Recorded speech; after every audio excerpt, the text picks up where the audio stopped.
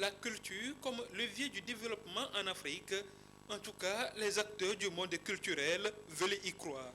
À ce congrès panafricain de promoteurs et entrepreneurs culturels, premier du genre, il sera sujet de jeter les bases du concept et par ricochet formuler et mettre en œuvre des stratégies dotées de moyens adéquats pour soutenir le développement des entreprises et structures culturelles.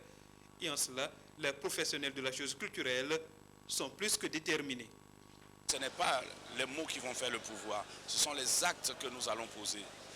Et il va falloir bien évidemment que nous bougeons pour aller à la Commission de l'Union africaine. Il faut qu'on aille les voir, il faut qu'on les secoue, il faut secouer les mammouths. Il faut secouer les cocotiers, il faut faire bouger les lignes. Donc je crois bien évidemment que ce premier congrès panafricain que le Togo abrite sera un signal fort pour toute l'Afrique. Beaucoup de nationalités, on pourrait compter plus d'une vingtaine de nationalités étaient présentes pour ce premier congrès. Acteurs, chanteurs, danseurs et même des historiens présents à la rencontre de Lomé mesurent la portée de la question. Ils ont exprimé l'urgence d'interpeller les consciences, à l'instar de Werewere Liking, la vedette ivoirienne. Il faut être capable d'évaluer.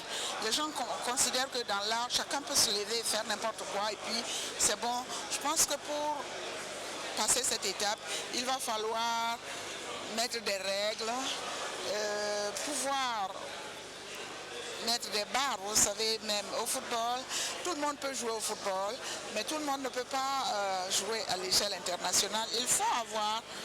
Il faut franchir des étapes, il faut faire des preuves, il faut être compétitif.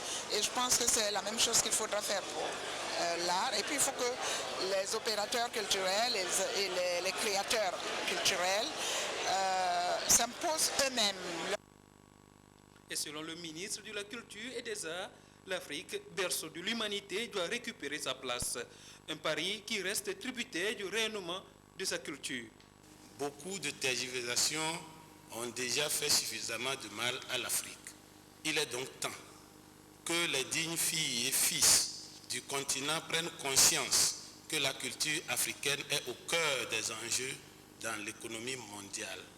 Comment expliquer que plus de 50 ans après les indépendances de la plupart des pays d'Afrique, il faille se rendre dans les musées occidentaux avant de découvrir des œuvres et patrimoines exceptionnels du continent? Comment pourrons-nous convaincre la majorité silencieuse de nos différentes nations que la mondialisation n'est pas un instrument de destruction de la culture africaine? Pour répondre à ces interrogations, le Congrès devra statuer sur des stratégies pertinentes et mettre en œuvre dans les États des actions coordonnées avec tous les acteurs pour tirer profit des opportunités de coopération nord-sud ou sud-sud.